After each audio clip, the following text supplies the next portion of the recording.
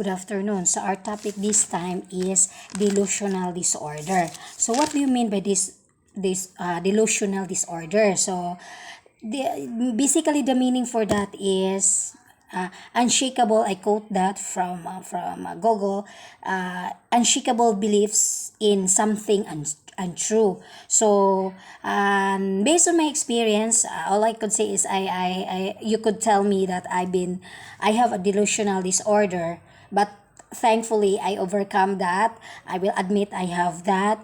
I will say I went to Calvary, and I am a claimant that I've been to hell or inferno, the real hell that is above stars beyond the universe. So very delusional, right? So that's the feelings of. I will talk about that later, more about that. But I will be also attacking because the Holy Bible itself. All I could say, I know I give respects to the writers, especially for Jesus Christ, the son of David. It's a code name. That's a code name of a writer. I'm a proponent that Jesus Christ, the son of David, is a writer, the best writer on the Holy Bible. I notice he or she has so many written scripts. Ecclesiastics it is also one of his book. Okay, so is he delusional? He is really the best. Jesus is different, right? So now we will be going through this. We will take some passage in the Bible that all I could say this is a serious delusional disorder. If that person is, you're not thinking that he is God who is talking. If you are talking, if you are referring this in a real situations, this can be considered as he is having a delusional disorder. Similar also with my experience. Okay, I will be taking Matthew 4:2. After fasting for 40 days and 40 nights, he was hungry. Then Matthew 4:1. Then Jesus was led by the spirits into desert to be tempted by the devil. So here's the thing. If you're talking about spirits and devil, that basically folks, that's proof that you as a person is delusional. So what was my experience that I had talked to the spirits and I tempted by the devil based on my experience. The Calvary. In the Calvary, based on my experience was that it happens one night. How long I traveled to the Calvary? I think because when you have a disorder, based on my experience, I always say 1 day is 1 month, or 1 day is 2 months. When I traveled to the Calvary, I could say I think it's 1 year. 1 day for 1 night is 1 year. So 1 day, 24 hours is 1 year, equivalent to 1 year. That's all I could say. That you can tell me that I'm delusional. I'm not imaginations, folks. All I'm sharing with you, it's for me, it's a delusional gifts. It is a delusional gifts from the Holy Spirits. As we believe, we Christian people, we believe that there is God. So for us, God for us is Holy Spirits. But in the Holy Bible, there's also a reference that there are 2 types of God in the Holy Bible, or 3 types of God. Either Holy Spirits, either human, or any human being who are invaded by the Holy Spirits. Okay? So now, let's continue. Matthew 4:3, therefore came to him and said, if you are the Son of God, then tell these stones to become bread. So delusionals, right? So imagine that stone, you have to magic it and turn it into bread. So very proof of delusions. Okay, number 4, Jesus answered, it is written, man does not live on bread alone, but on every word that comes from the mouth of God. Also, word is refers to bread. So very parable. Okay, so then another delusional, we can consider at if we are doing that in the actual settings. Okay, so number 6, Son of God. If you are the Son of God, he said, throw yourself yourself down. For it is written, He will command His angels concerning you, and they will lift you up in their hands so that you will not strike your foot against a stone. Then, okay, so that's an example of delusional. So, Jesus talking to spirits or devil. So there are so many also, in if you are very fanatics of very religious persons and so obsessed with supernatural sites, meaning religious sites, and they are not a typical religious groups or churches. These people, they are more on really going beyond to really catches spirits. So ang trending ngayon sa Pilipinas, pag kami nagbabasa ng Bible, we will read the Bible and then we're fine with it and go work and earn money. But when you are through online, especially outside the Philippines, nowadays, they are more on catching spirits because spirits for them is God. Mag-ano na sila? They are more on speak in tongue. And for me, I am an anti-speak on tongue because it's your spirits or the spirits of natures that is trying to invade it to you and playing to you. That is not a spirits of God. Because if you know God, the real God is that they won't speak. So parang delusional din tayo, ma'am. Biblical tayo eh. Now, the other thing is, so Calvary experience. I really, based on my experience on the Calvary, guys, I really don't like it because I have a mental trauma derived from it. And yeah, and that's why I'm so afraid of seeing Jesus Christ hanging on the cross more. And I really, if there are a group of people that I've been through that, meaning, they will tell me that I'm crazy because I really, to be honest with you folks, I really wanted that. But I give respects because here's the thing also with me, my understanding as one of the best idealists, and I have words schizophrenia and an image schizophrenia. It's a mental sickness, so disorder, but it's more on I am leveling that myself because it's myself. So each religions have its own symbols of their God. If you are Roman Catholic, so you have mako-confuse ka. Okay, delusional na tayo ha. Delusional to, nag-ano na naman si ma'am, umaandar yung delusions ni ma'am. So, for me, dapat ibaba yan siya. Palitan yan siya ng mukha ni Satan.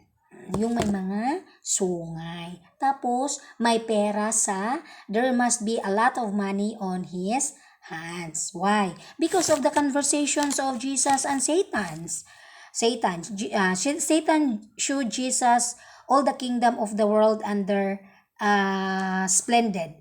All this I will give you, he said, if you will bow down and worship me. Then Jesus said to him, away from me, Satan, for it is written, worship the Lord your God and serve him only. So, kung si Jesus if Jesus was a human, he is talking to Satan. So, if you are a normal person like me, if I'm talking with spirits, especially Satan, what you gonna be telling me? I'm delusional, right? Okay, so that's really the real meaning of having a delusional disorder. Now, here's my thing. Because for me, all my experiences last year, I really remember it in as much as I can. Although it was, most of it, I have lots of experiences last year that was erased. Okay? Erased in my head because, folks, when you have this, pangit yun eh. When you have mental sickness, pangit. You cannot work properly. I'm so thankful. Here's the thing. I'm so thankful that I have done with my delusional disorder.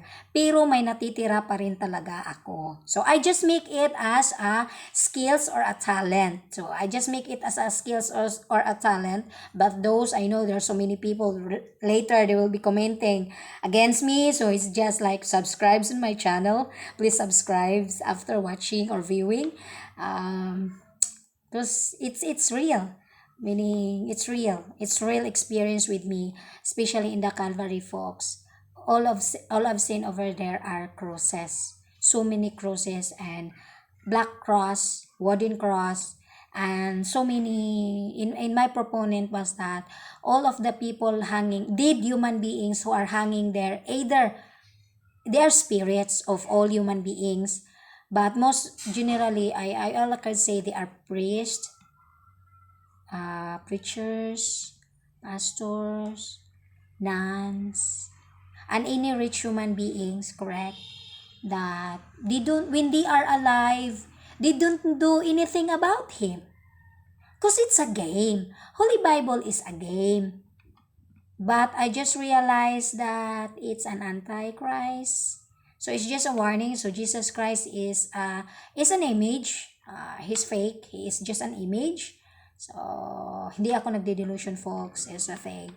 Jesus Christ that is hanging in all Roman Catholic churches are fake, porcelain, and it's a warning to any human being who really try to conquer Hades and hell based on the Holy Bible, or having, meaning, any types of experiences where they are saying that they are reincarnated back.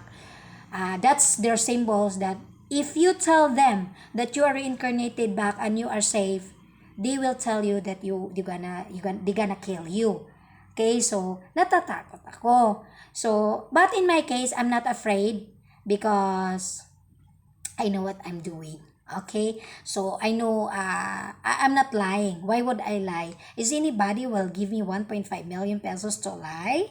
So I'm not paid by anyone. One of my commentators said, I'm not paid with anyone. But I just been through with an experience, and I had a group of people that I'm so thankful with them, that during with all my experiences and stunts, all I could say, it was a stunts last year. I really attempted to the highest level to really reach and finding the discoveries and conquering what is the afterlife. Kasi galit na galit ako. I was so mad. Until now, I was so mad because I was so fooled. So when you are a type of person, when you are fooled with your faith, talagang ilalaban. So for me, I'm not delusional, but talagang ilalaban ko kung ano man yung alam ko. Whatever I know of the Holy Bible, especially for Christ. Okay, now let's talk about so many claimants that they've been went to hell or impierno. Here's the thing, because you've noticed when anyone, meaning, I know there's so many following me around. Please subscribe, folks. I really need to earn money. No, it's for me, it's not all about the money. Of course, if you lost a lot of millions of money just to make sure, to assure that you are safe, and then there's nothing in return, it's so painful, especially on my part. So now, what was my experience on hell?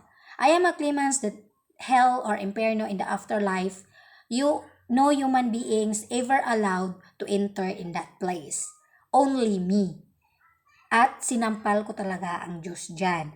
Diyos means, for me, because yun na kasi yung paniniwala natin, folks, Diyos or God for us is Holy Spirits that we taught. Ang hirap siyang I really don't understand what's the meaning of God to people. Because in the Philippines, we are thinking God is everywhere. So meaning to say spirits of goodness and kindness. Kaya lang sa buhay ko, parang nilampaso naman ako ni goodness and kindness. Talagang real hell ang naranasan ko sa buhay ko. Pero hindi ako nagreklamo because I was doing something. Okay? Okay, so parang sa akin, for me, good is human, bad is God. Yun ang masasabi ko, folks. I'm so full. Naluko talaga ako, sobra.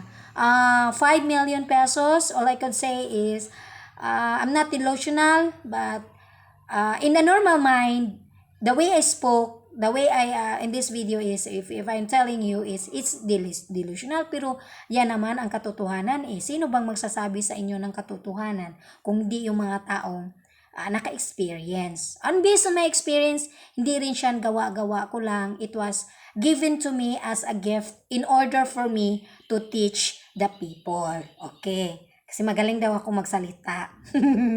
Okay, so now, hell or so ito lang din. Kaya I have so many postings and videos on my YouTube channel that it's talking about if you are a sinners, when you're still alive right now, you have to be aware that you are a sinners, then you knew already where you're gonna go. So that you will be not like me na gumastos ng milyones para maka-avoid ni hell or fire and it turned out really dump in the lake of fire. Wala pang returns. Wala man lang congratulations to all the people that I was seeking some help because wow ma'am, good job for doing such, for conquering that.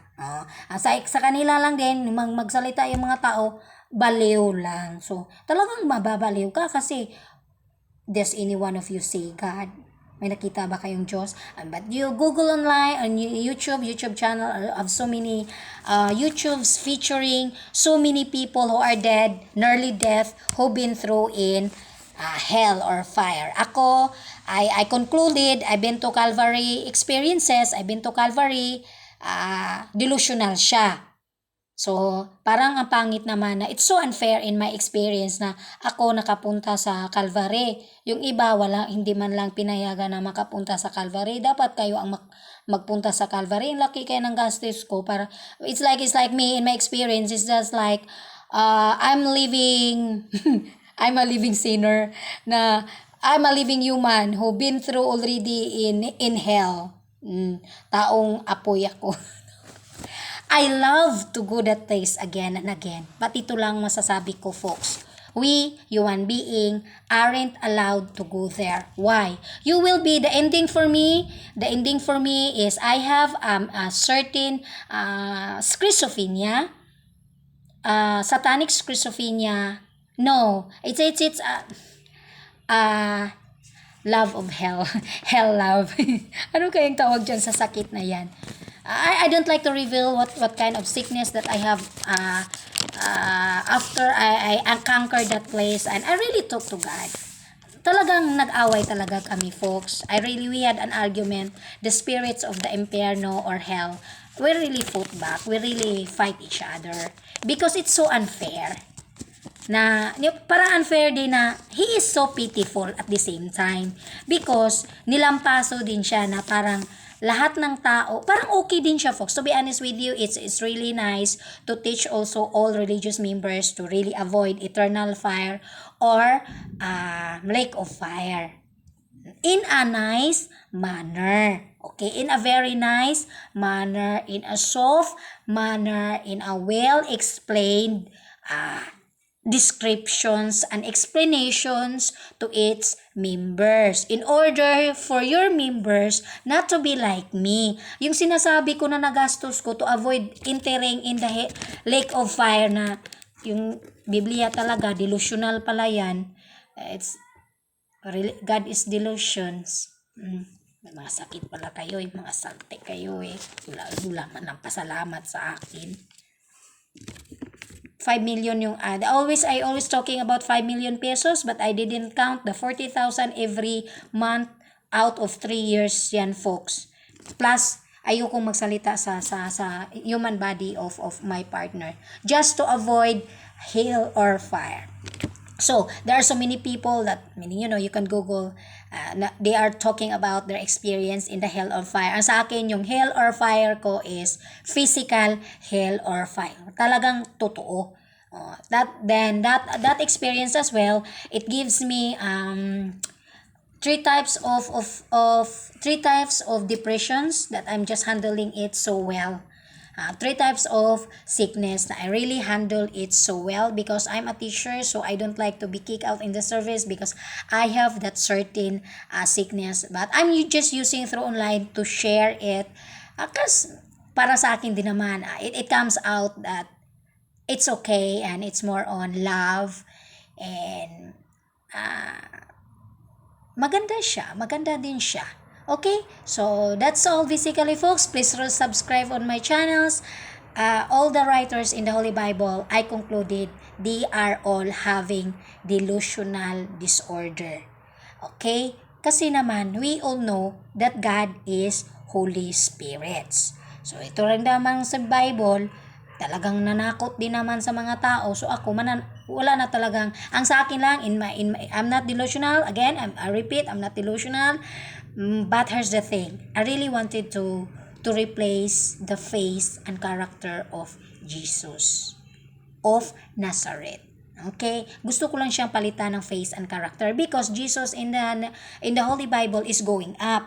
The problem with him, he didn't goes down. So when he was going up, he has a commandment to his people. So even himself, he didn't work out what he was commanded to. Magsabi lang, build kingdom in Israel, build kingdom in Bethlehem.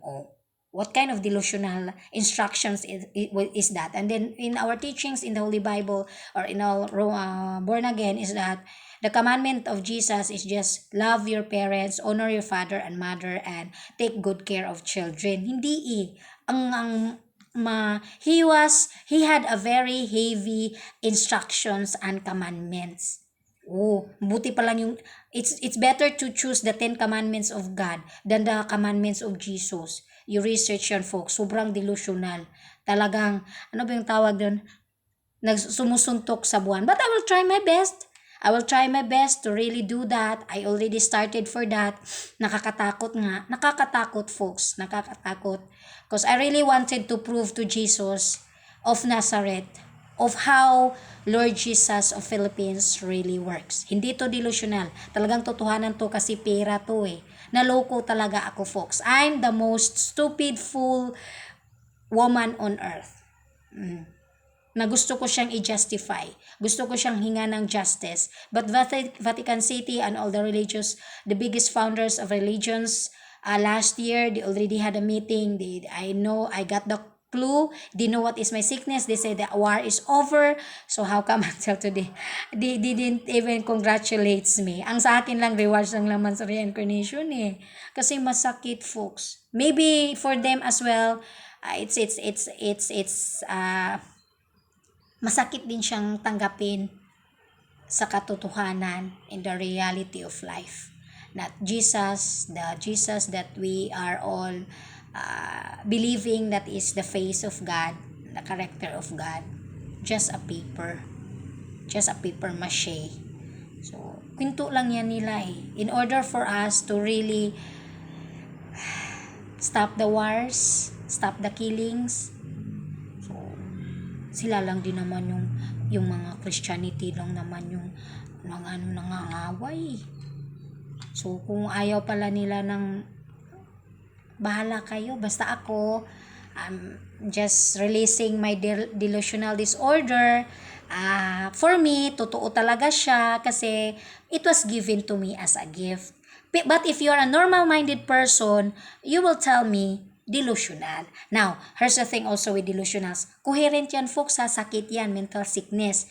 Iba din naman, the difference also with the movies. Now, when we watch movies, all the writers, for me, I think, the movie writers and all the script writers in the entertainment industries are not, I don't know if they have delusional disorder, but generally they are more on hallucinations and imaginations of a story. Hindi nila dinibdib yung sulat nila, yung story nila. Okay, yung sa akin, sakit talaga. Mahirap siyang sakit, folks. Mahirap yan, folks. Mahirap. So difficult. So, what is my tips for those people who have delusional disorder? Get a job. Get a real job. And, kasi, ano din yan sa utak eh. May saltik yan sa utak eh.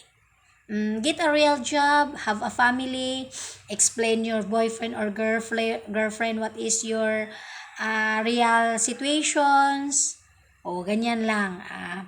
Then, ano siya eh, for me, as a special education teacher, ano siya, sarap, if you're a teacher, you just listen to those people, especially students who are delusional. Kasi magkwento yan sila, sobra-sobra, folks. Then the other hand, nowadays, that's why I noticed in the US as well, they use their delusional disorder into prophetics warnings, mag-prophetics sila. Oh, lalo na pag obsessed na magbasa sa Bible. Oh, delusional yan sila, folks.